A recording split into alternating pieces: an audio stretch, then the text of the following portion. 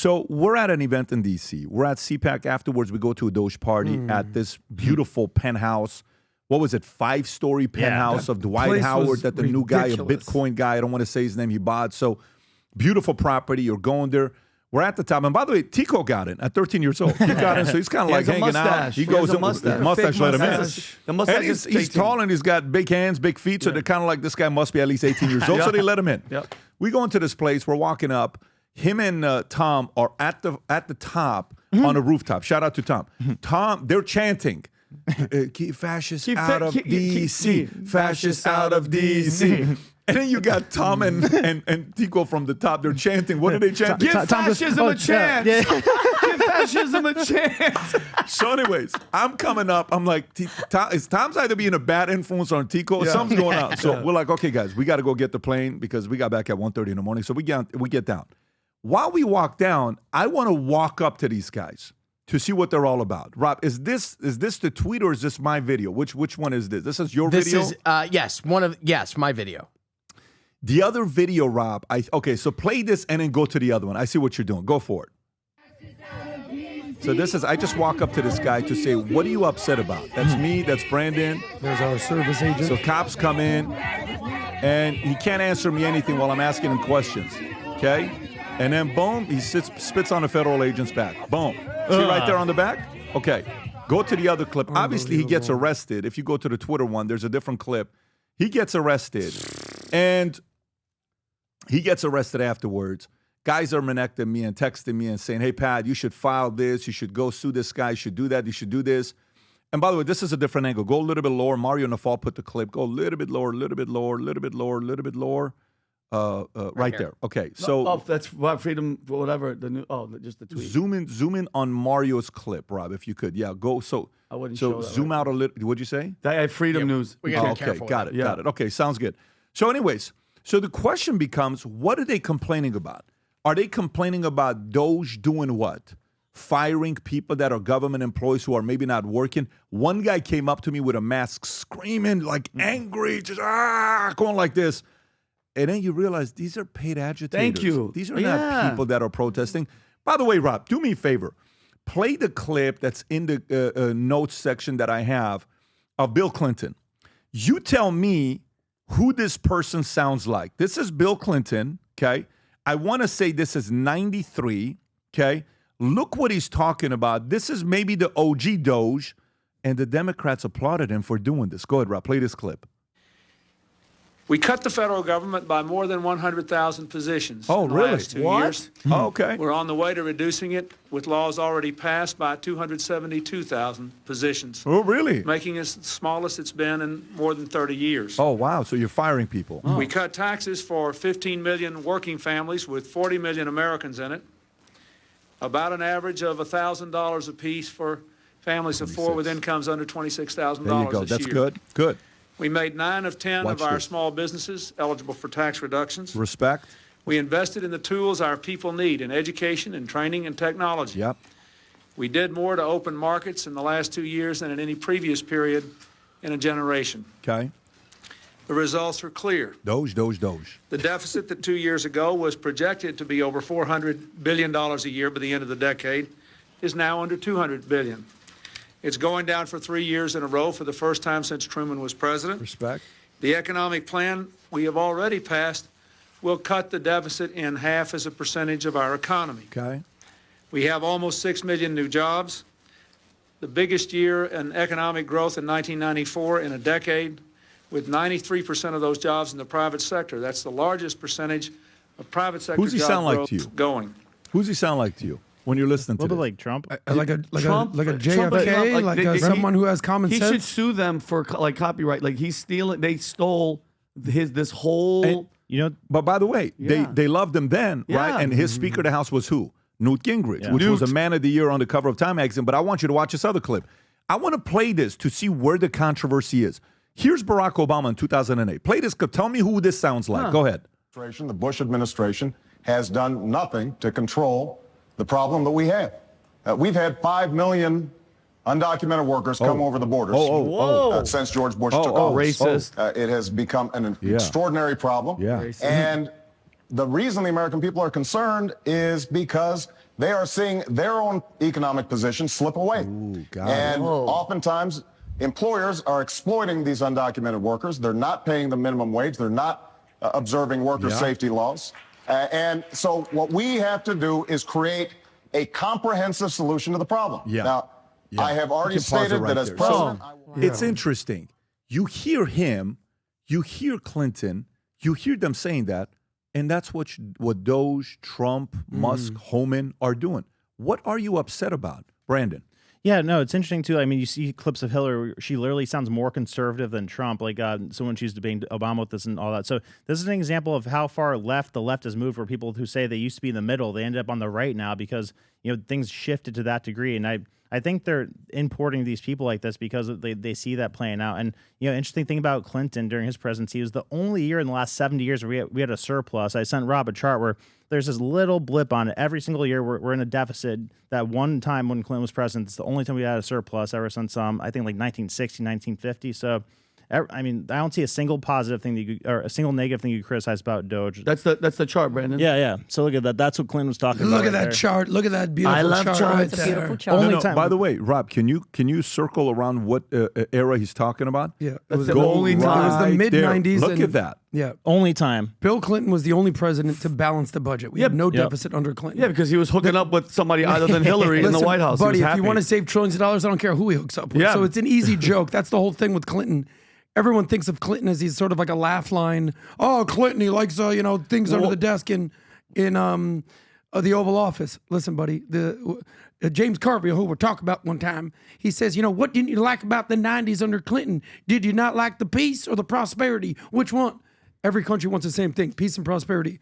We were doing great under Clinton. We've come a long way since Clinton. Now, as far as this whole situation with CPAC and DOGE and like that, it was actually an awesome time. Thank you for the opportunity, Pat. It was sick. I'm holding the schedule of events.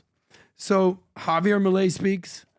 Some guy named Patrick Bet-David gets up and speaks, crushes it.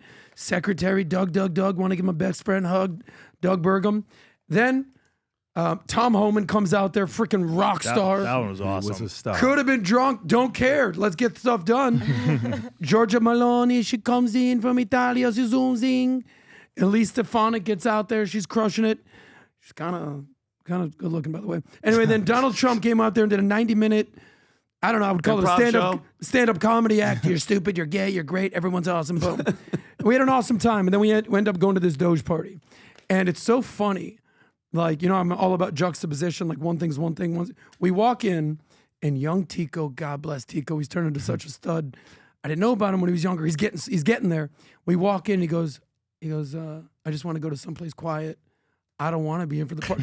If Dylan was there, he's like, where the party at? You know that. So Tika walks in, I just want to go someplace quiet. And we're looking for a little place to go out. I'm like, I take him to like a little room. He's by himself. He's like, I don't want to hear by myself. I'm like, you're at a party, dude.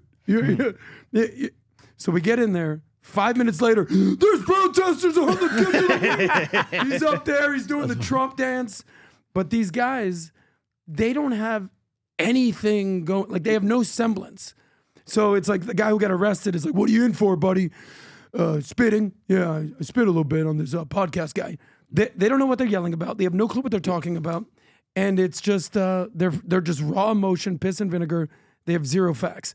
Everyone should want to save money. Everyone would want to limit liabilities. Everyone should want to limit our expenditures, but they just hate Elon and they hate Trump. Do they even So hate whatever him? he does, Trump derangement syndrome.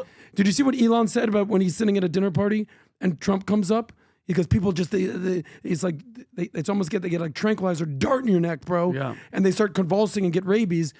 These people hate Trump so much, they'd rather the government suffer rather than have him succeed. But here's the thing, too, guys. I tried to put yourself in their shoes, meaning the federal employees and then the leadership, okay? The employees, can you imagine you're getting paid $100,000 a year and you don't do shit? You don't do nothing. Then all of a sudden, A real boss comes in. He appoints Elon Musk, who is numbers guy, hires guys named Big Balls that are just in there looking for that shit. And you're about to lose your job. Of course you're gonna get furious. Of course you're gonna get mad. And then the leadership, Bernie Sanders, upper lip doesn't move, and all those guys, bro, they get all the kickbacks, all the money. So when you start taking the money, it's like in the movie Casino. When you start messing with the mafia's money and their take, what? He goes, you mean they're skimming off the top? What do you mean? Go there and they kill everybody. They're furious that the money's losing. Joe Pesci. Yeah, exactly. Put your head in a but meat we're grinder. winning, and guys, and I said this before, it's gonna hurt. This winning is going to freaking hurt, but who gives a shit? We have to have it. Amy, thoughts? The paid agitators take is really interesting. And, I wouldn't have considered it, but it actually does make a lot of sense because we've come so far since the woke mind virus was cranked up to the most absurd extent possible. We're course correcting on a lot of things. The fact that people are still upset about some things that should just be so blatantly obvious, it could only make sense if there were funding behind the scenes or paid agitators to keep everybody inflamed, because at this point it just doesn't make sense why people would be so pissed off about this stuff, especially the thing about report on what you're doing for your job. That's something that every single industry should incorporate into their business structure to some extent. I know that's something that I need to do every single week. I need to report on what I do. If government workers who are making, as Vinny said, potentially six-figure incomes or have other interests that are paying them, can't even outline like 5 things that they could do. Yeah, no, kick them out, kick them all out. Well, watch this here. So while we're going through this, these guys are saying, send us an email of what you did last week. We want to know, right? Send us an email. So Elon Musk says, bar is very low after ordering federal employees to fill out productivity reports or resign. Basic question he's asking, right? Musk says federal workers must detail what they've done or risk lose their jobs. There's a Wall Street Journal story. Overseeing the Department of DOGE under Trump announced that all federal employees will shortly receive an email requesting to understand what they got done last week and warned that failure to respond will be taken as a resignation. The Office of Personal Management, OPM, confirmed employees must submit 5 bullets of what you accomplished last week by Monday night, though some agencies, including the FBI under Director Kash Patel, have instructed employees to pause any responses while reviewing the directive. The order has triggered confusion and legal scrutiny across federal agencies, with officials at the Department of Justice and Health and Human Services employees not to respond. Sean Kevney, acting general house at HHS, called the demand personally insulting after working over 70 hours advancing administration priorities. Everett Kelly, president of American Federal Government Employees, warned that the union will challenge any lawful terminations of our members and federal employees across the country. This morning, I'm reading an article from 2017, Kellogg School. Kellogg is known as one of the best marketing schools out there. Rob, if you can go to the story here. If you can just go to the story, click on the link below. That's Watch at this one here. Northwestern, is it not? It's a very, very, very respectful school. Sitting near a high performer can make you better at your job. It's called a spillover from certain coworkers can boost our productivity or jeopardize our employment. What are they saying? Go a little bit lower to read this a little closer. The people we sit near at work inevitably impact our day. They may brighten our mood or drive us crazy. So for me, like I have a problem here, right? 25. What's more, our work neighbors can actually change how we do at our jobs. Researchers looked at the 25-foot radius around high performers at a large technology firm and found that these workers boosted performers in coworkers by 15%. That spillover, positive spillover, translated into an estimated $1 million in additional annual profits, according to new research from Dylan Miner, an assistant professor at managerial economics and decision sciences at Kellogg. Now watch this here, how this continues. So 25 feet radius, 15% positive, okay? Watch the opposite. The flip side is that bad eggs impact their neighbors too. Negative spillovers from so-called toxic coworkers is even more pronounced, sometimes having twice the magnitude of impact on profits as positive spillover. Yet, while this toxic spillover happens very quickly, it also dissipates almost immediately once that worker is either fired or relegated to the far physical reaches of the company. You can stop with the story here. What is this story about? If you think about a lady this morning, Crystal, her and I Minnect a lot, She Minnected me today to speak to her son, 13-year-old son. I've met him before. So I sent him a message this morning on the drive here talking to him about what it is to be 13 years old. Yeah, I've been talking to my boys right now about a book I'm reading called Aggressive Girls and Clueless Boys. Every father with boys has to read this book because nowadays girls are approaching guys about sex and flirting versus it used to be the other way around. We had to. Today, girls are the ones that are more aggressive. If you have a son, do whatever you can. Don't look at the ratings. Just go read this book. It's 80 pages. You must read this book. Every parent, it's very necessary for you to read this book. It's 136 pages. So I'm talking to this kid about one of the most basic things you can do in life at early ages to win is choose your friends wisely. Later on in your career, one of the best things you can do in your life is choose your bosses, the company you work with, and your coworkers wisely. You do, you'll grow. You'll do better. You don't, you'll hate the company. You'll hate your boss. You'll be angry at everybody. You'll be walking on eggshells like, oh my God, I can't believe this. And you're thinking it's you, it's somebody else. Now, don't get me wrong. Some people in life are crap magnets. There are people that purely are crap magnets. They cannot help themselves but constantly attract negativity and problems in your life. You got to do whatever you can to avoid those folks. But if you can simply decide to attract better people in your life can improve in every possible way. Many years ago, I wanted to learn how to be a better networker. There was a guy I would work a room with, and I would watch this guy. I'm like, oh my God, this guy's a great networker. I'd never seen a networker like this before. This guy was a former hairstylist for Diana Ross and Michael Jackson, and he would go into a room, and it was like, boom, he went from this guy to that guy to this guy to this guy to that guy, and then all of a sudden we're in the office of the CEO's room. I'm like, how the hell did this guy do it? Couldn't believe how the guy would network. What's the moral of the story? Networking has changed. There's been an evolution to networking. But for us, I took many of those things I learned many years ago, and I applied it in business, in raising money, in getting in rooms, and getting guests on the podcast, and recruiting folks who became presidents of the company, CTOs, technology, investors, raising money. But the ability to network is so critical today because there's an element of networking that's also networking and finding your peer group, your friends. There's 8 mistakes people make when it comes down to networking. Next Tuesday at 3 p.m., Tuesday, March 4th at 3 p.m., I'm going to give you a PDF of the 8 mistakes people make on networking. On this webinar that I'm hosting, you can go to vtwebinar.com to register. Again, vtwebinar.com to register. You're going to get those 8 mistakes. Trust me, you want to know what these 8 mistakes are because it's do's and don'ts that we'll cover on that podcast and that on that Zoom. It's a 1-hour Zoom, free for everybody. And I'll share the evolution of networking tools.